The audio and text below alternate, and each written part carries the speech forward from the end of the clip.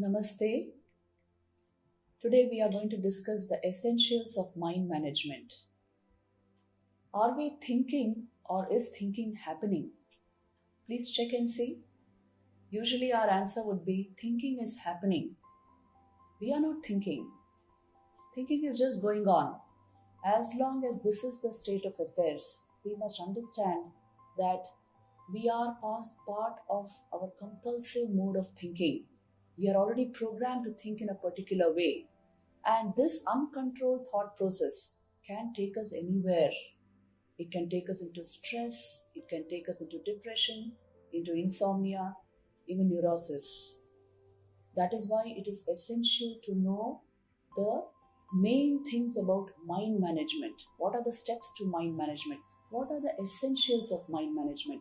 So that we can bring our thought process and finally our life into our hands. This is regarding what we are going to discuss today. Now, let me introduce to you the organized mind. What is the nature of a well organized mind? It has a very orderly thought process. How does it have a very orderly thought process? Because such a mind is deeply conscious from within. Because it is deeply conscious, it is deliberate, it is willful, and it has a direct, controllable thought process, which it guides. But an unorganized mind doesn't have that much of awareness. As a result, thoughts are just going on. The thoughts are erratic, disorderly, unorganized, and going on and on. So these are some of the general problems with an unorganized thought process. You may be overthinking, you may be doing circular thinking, which is called worrying. So this takes away a lot of our energies and leaves us depleted in a sense. And all this because the mind is not conscious enough. Awareness is minimal in the unorganized mind, and thought is just overflowing. So these are the two types of thought processes we are capable of: the organized mind and the disorganized mind. Organized mind, more awareness and ordered thought process. Unorganized mind, less awareness, a disordered thought process. An organized mind doesn't need entertainment. It inclines towards learning cognitive experiences because it is very stable in itself. A very stable mind will give you joy in itself. But an unorganized mind needs constant distraction and entertainment because it is so unstable in itself. And this instability causes it to dive into some form of distraction constantly, otherwise, it tends to get depressed. So, these are the differences between the organized and inorganized mind. A third difference, which is pretty obvious, is the organized mind will take you to your goals, but the unorganized mind is not going to take us to our goals. So, it is so very important to generate and maintain the organized mind, and this is what the essentials of mind management are about. Let me introduce you to the steps of mind management. The first step: when you notice a disorderly mind, an erratic thought process, the first thing that you need to do is take charge of your breathing, your breath, because a very calm, orderly breathing pattern ensures calm of mind. Check this out and see. If you are breathing deeply, the mind will naturally remain calm. If you are not breathing, if you are breathing very fast or maybe very slow, then your thought patterns also change. Your mind changes its states. So it is important to learn to breathe correctly first, because the common ground, the common source of both your breathing and mind activity is the same vital energy within you, which is called prana. This pranic energy manifests as breath and thought. So, to stabilize prana and to regulate breathing pattern is one of the very first steps to having a orderly, a straight thought process which you can rely upon. Deep calmness of mind which you can rely upon in any situation in life. This is the first step to mind management. The second step is take care of your movements, your speech, your facial expression. These are all behavioral patterns which to a certain extent you can modulate, you can take care of them. If you're too hurried in your movements, your mind also will be all the more confused. It is already disorderly, it will get all the more confused. So these behavioral patterns can be changed, made more calm, can be ordered just by an act of will. But remember, these two things are to do with your behavior. Behavior is not character. Behavior is the external crust of your personality, as it were, and it can be refined. But the essential thing is coming to character level change, changing the very nature of your thoughts. That is the essential thing. So, the third step of mind management becomes start watching your thoughts. Don't just run along with them. Let them not take you where they want to go. Watch them closely. As you keep watching them, they will slow down and stop. They will pause. This is the nature of the mind. When self-awareness dawns in the human being, he becomes capable of watching his thoughts and handling his thought process objectively. So from time to time, just pause and watch your thoughts. They will slow down and gradually stop. The fourth step, and the most important step I would say to mind management, is what is called cognitive reframing, or actually restructuring your thought process. This is so very important. This is the actual heart of mind management. It literally means reframing your thought patterns, replacing your negative thoughts with positive thoughts, your negative emotions with positive emotions. In the Patanjali Yoga Sutras, which is a wonderful manual on mind management and something much beyond the mind, going to the very source of the mind, in this book, you have a complete knowledge is being given of how to handle mind in different situations. So we have this fourfold discipline prescribed by Patanjali. It is called Maitri, Karuna, Mudita and Upeksha. Maitri means a general friendliness towards all beings, a kindness, a compassionate attitude towards all beings. Maitri, Karuna means if you see somebody suffering, you should be all the more compassionate, all the more kind. So you are always keeping positive states of mind by doing this. The third one is Mudita. When you see people joyful around you, you are also happy. You are very happy, happier than them. Again, you are retaining the positive state of your mind. And when you see wickedness around you, irritation around you, you will not get irritated, but you will practice upeksha, indifference, a certain distance from that kind of a thought process.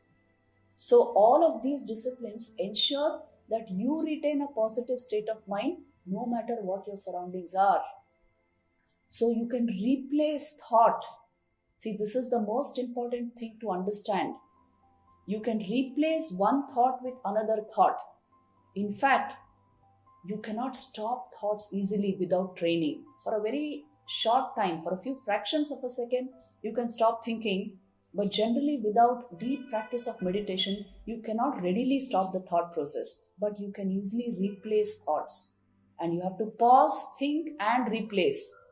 And to help you do this, we have what are called cultural values, Sanskriti, which means there are certain noble sentiments which deliberately have to be cultured in the human heart so that our thoughts are positive. Our thoughts do not go into any form of negativity, so that our bhavas, our emotions and sentiments and attitudes remain positive at all cost. Examples of this are kindness. Kindness in your heart will ensure positivity of mind under all circumstances. Please check and see if this is true or not. The second thing is a feeling of gratefulness and thankfulness towards all beings. When a plate of food comes in front of us, it is time to be thankful. Thankful to all the people who have worked to make this possible. At least 15 people have worked to bring that plate of food in front of you. Are you thankful or do you take it for granted? So being grateful for all the bounties of your life, this is an essential part of maintaining the right bhav, the right attitude, the right sentiment in your mind at all times. So this is another cultural value which is very important. Then the third value I would say is to appreciate the efforts of others. This will naturally remove any kind of bitterness, cynicism from your mind. Be thankful that there's so much good around you. Be appreciative of the efforts of others. Be kind in your words and deeds. So all these little things ensure positivity of mind. See, this is part and parcel of cultural values of every nation, every tradition, that essentially it is unfolding the goodness of life, being appreciative of the essential goodness of life. So this ensures positive thoughts in your mind. And that is why this is the way to be. This is cognitive reframing. You're deliberately replacing any form of negativity with positivity, which is always there. Look at it and appreciate it. That is all. The next important step which we should understand about mind management is our very brain is structured by the thoughts in our mind. The neural pathways, the neural connections in our brain. How are they made? Through the thoughts in your mind. That is why it is so important to make sure our thoughts are well guided, well ordered, positive. Even today's modern neuropsychology will tell you this, that what are the factors that determine the neural pathways in your brain? First is your cognitive experiences, which means what you are learning, your exposures. Second is the repetition in your mind. And third is your conscious attention spans. So if all this is taken care of, consciously you are thinking correctly, then you can be ensured that the neural pathways are positive. The grooves that you cut for your through your thought patterns are good, and your energy flows in the right direction. That way you will not be depleted of energy, but will be energized by merely thinking. So it is important to understand this. Many students ask this question: what about all the negative impressions which we already have? We already have, over a period of time, collected a whole lot of negative impressions. What do we do about that? That cannot be restructured so easily because we have a memory baggage which can be very negative. Now, the simple solution which we give for this is, we give the example of an ink bottle. Suppose you have a bottle of ink which you want to clean up. What do? First, you will pour out the ink, and then you start pouring in fresh water. So initially only dark colored water is going to come out. Gradually it will get lighter and lighter. Finally, once at some point of time, very fresh water will come out of the ink bottle. Your mind is something like this. When you see it dark, full of negativity, very bad kind of impressions, then first of all you pour out, which means stop the inflow of anything negative and remove.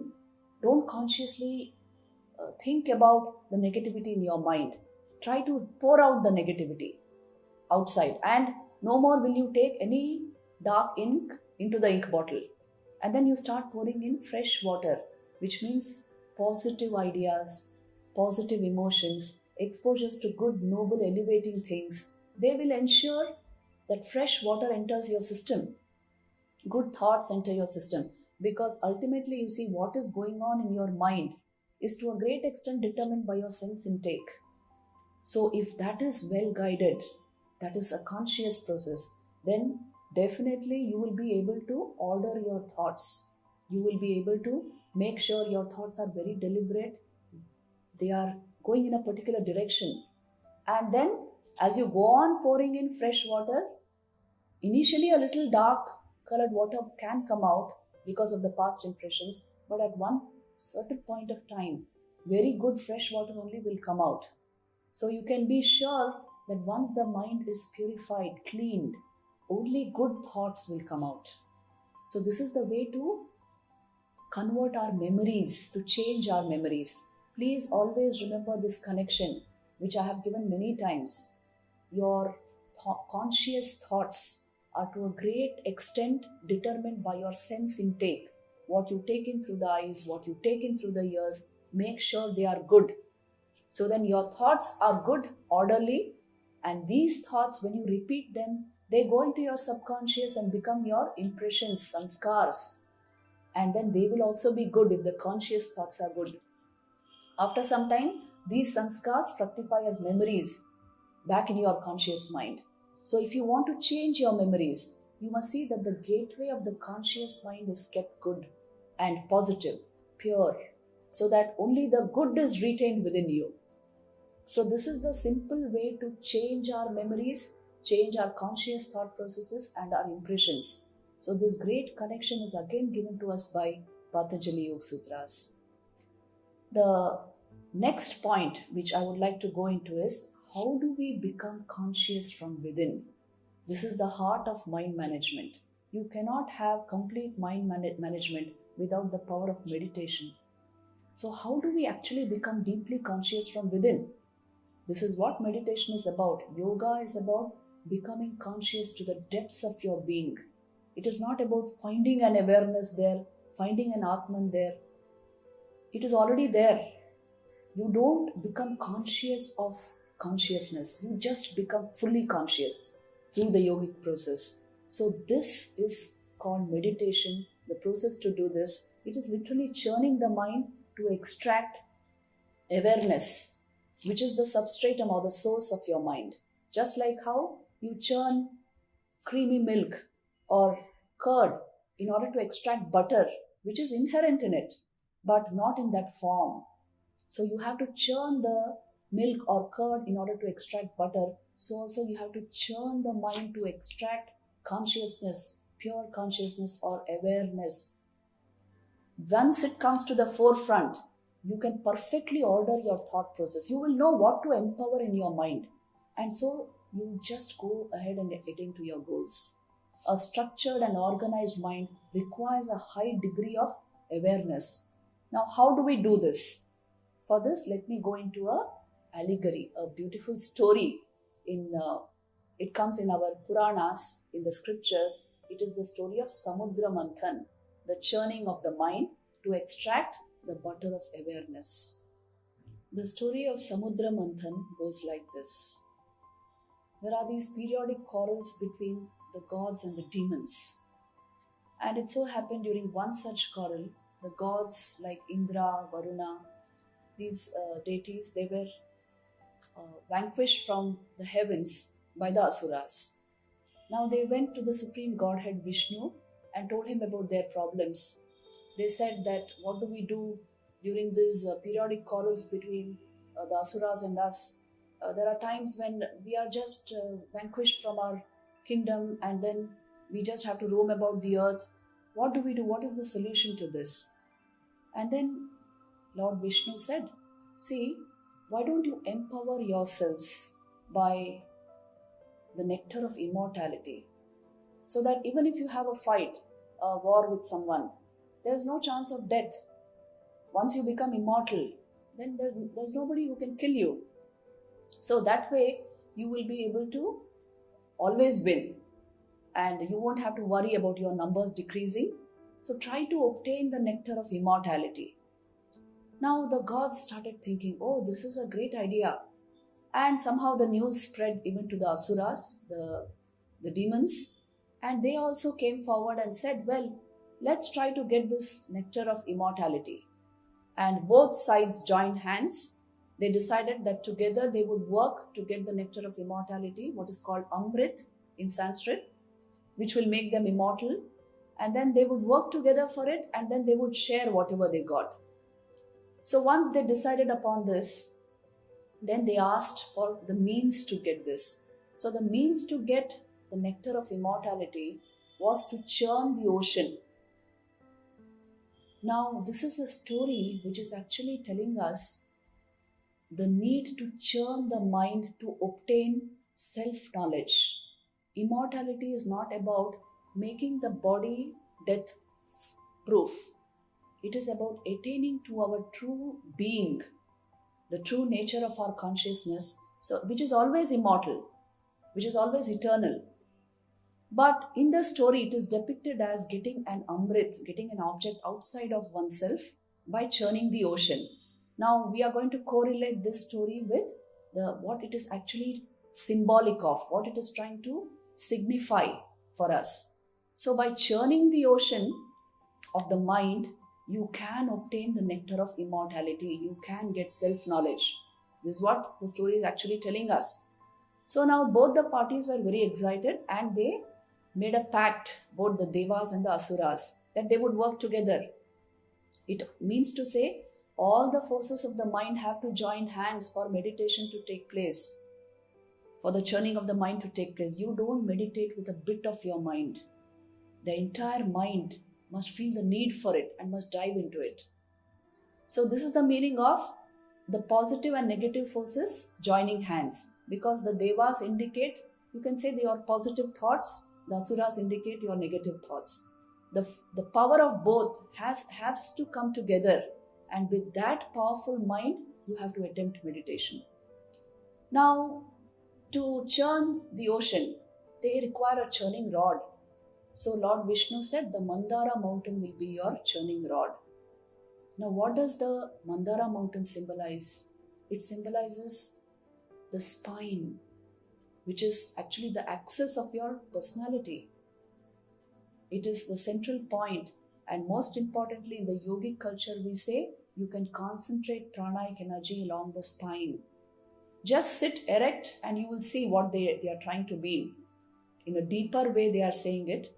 But if you just sit erect, you can know that you suddenly become alert if you keep your spine straight. So, the spine is the axis of the universe, as it were. And that is why the Mandara mountain is supposed to be the churning rod for churning the ocean. And then, with what would be the churning rope?